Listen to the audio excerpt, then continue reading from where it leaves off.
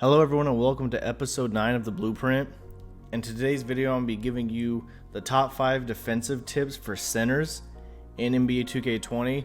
So if you haven't seen the previous video that we went over the full team defense, I kind of went in depth. It's a pretty long video, like 30 minutes long, but we went over in depth overall team rotations, a sort of way to play offensive teams, and just some concepts that teams can run for their personal pro-am teams. And continue on with the series of the Blueprint, I wanted to go each position and kind of give my top 5 talking points or different things that players can utilize for pro-am.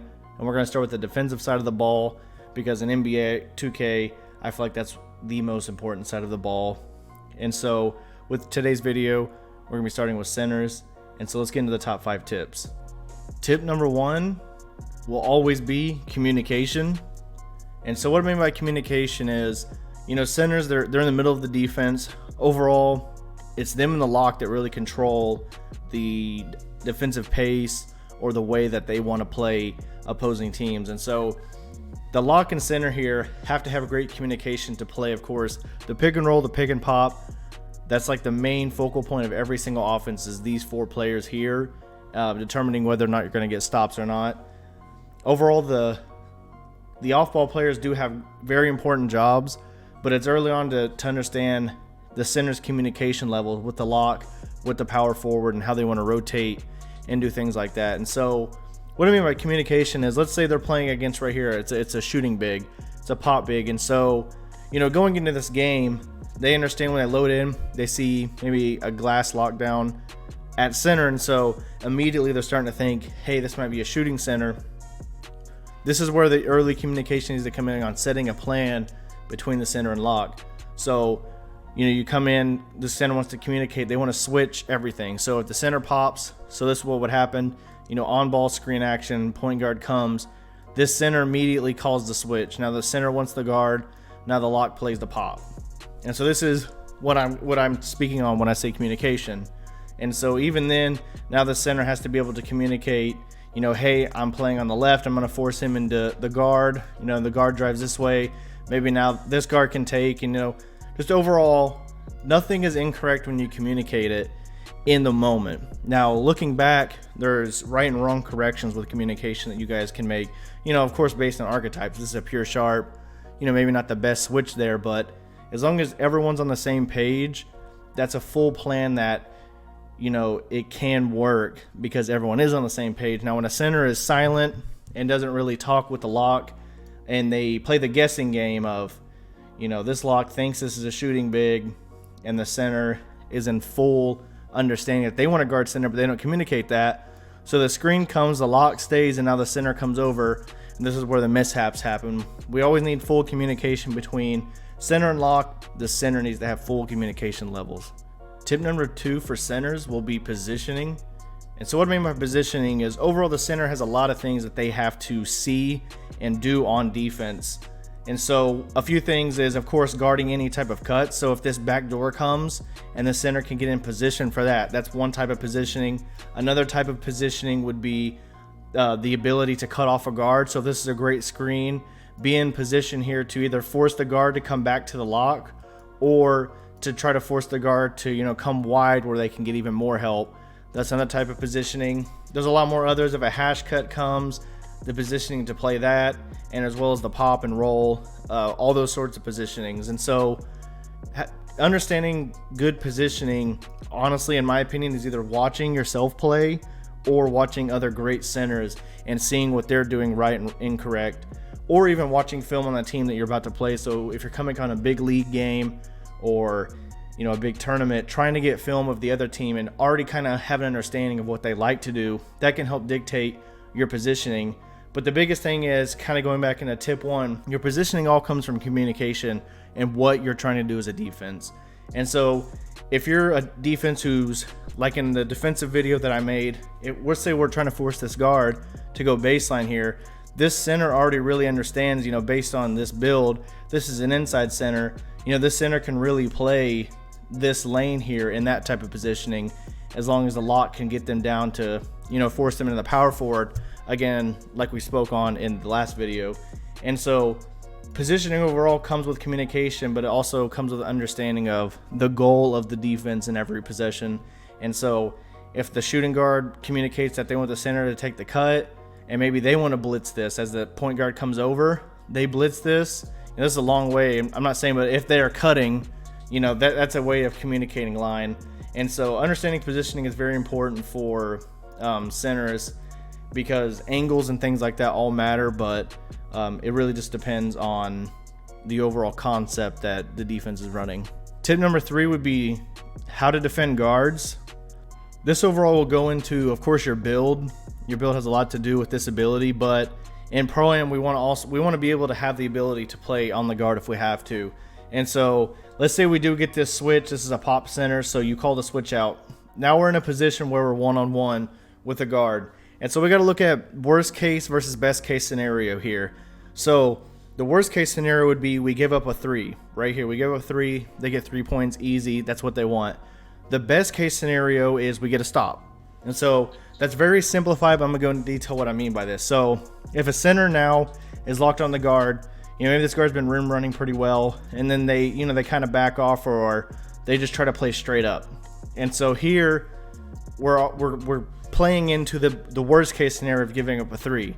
The best case scenario is we want to be able to have a plan on what we're trying to do. So we know that our lock just switched over here, and this is just this case. So now your lock's on, you know, for me right here, my left wing. We want to be able to force this guard now either into help where we can get the switch, or to try to force the best case scenario, which is maybe even give up a 2, which is better than giving up a 3, or maybe getting them into the paint where we can be by them and get a great contest. And so we got to play, you know, the odds game here. Main thing that I want to try to do, if I was talking to my big here, is to try to force the switch. And so what that means is, you know, if we know that our lock's over in the left wing, maybe play to one side and not allow this guard. Even if the guard comes here, the same thing. Try to get this switch as fast as possible. Now again, this is another guard. This wouldn't be, you know, preferred, but if we can really force this guard into the lock, maybe we can get this quick switch here that can really put you back in great positioning. Or if not, be able to make this guard work to get into the paint. And by our best and worst case scenario, we're kind of giving up the middle ground here if they end up scoring this, which is only giving up a 2. We never want to allow the 3-pointer in any scenario here, because that is the worst thing that can happen if the switch does occur. Tip number 4 is understanding angles and passing lanes as a center. And so what I mean by that is, understanding angles is the way that guards want to go or the way that centers want to roll. And so if the center, you know, sets the screen here, and then now they're going to roll to the basket, it's understanding the positioning that you can play for both of the angle and the passing lane here.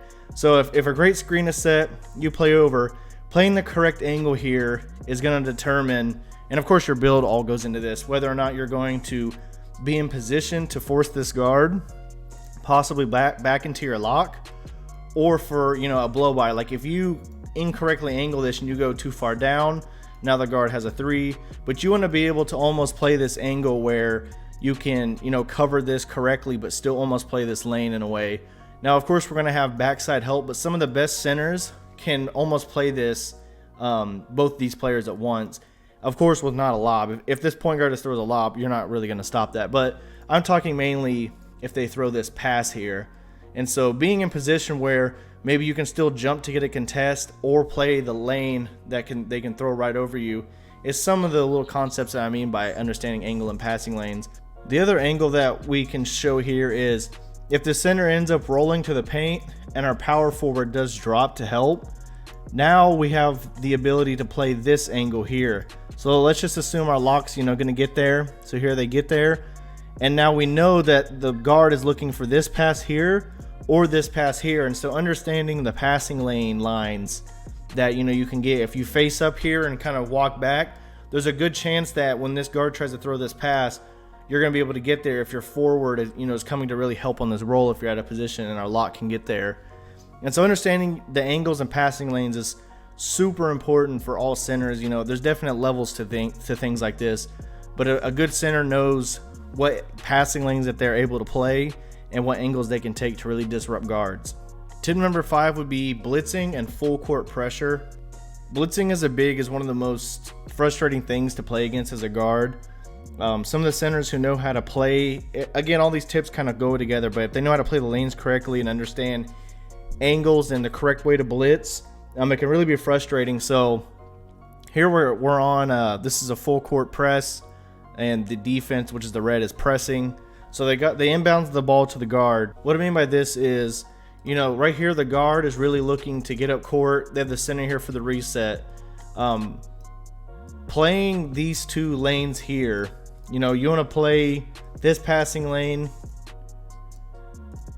and also you want to play the angle of the guard if they dribble.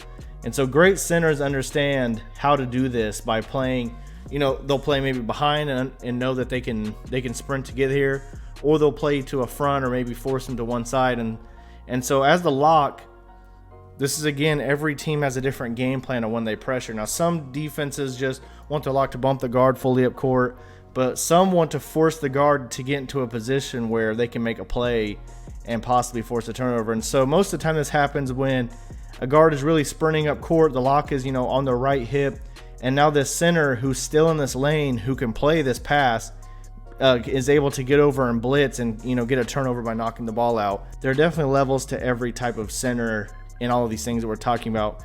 Blitzing is just another skill that some centers have and some centers don't, but it also depends on the full team defense. And so usually teams that allow their center to do this or have a center that does this, they really have full trust that the center is going to stop the opposing player most of the time, because this is kind of a sellout play where if this center misses, it's nothing but bad for the defense, because now they have numbers going down. And so this is definitely a hit or miss play. But teams who have someone who can really do this type of thing, it can really make or break, or even take your defense to a different level if they have a center with the capabilities to kind of play a safety role in a way of, you know, kind of dictating when they want to blitz or drop back into coverage. And so with these 5 tips, I really feel like you can try to set yourself up to, you know, maybe become a better center yourself. I really think that the best thing you can do for yourself is to watch game film of yourself or even of other great players and try to add some things that they do into their game. Of course, you need to have 5 great players around you in order to do a lot of things that we spoke on, whether it be communication or even just what we spoke on, which is the blitzing and the pressure. If you can utilize these 5 tips, I think it can really help take your center game to the next level.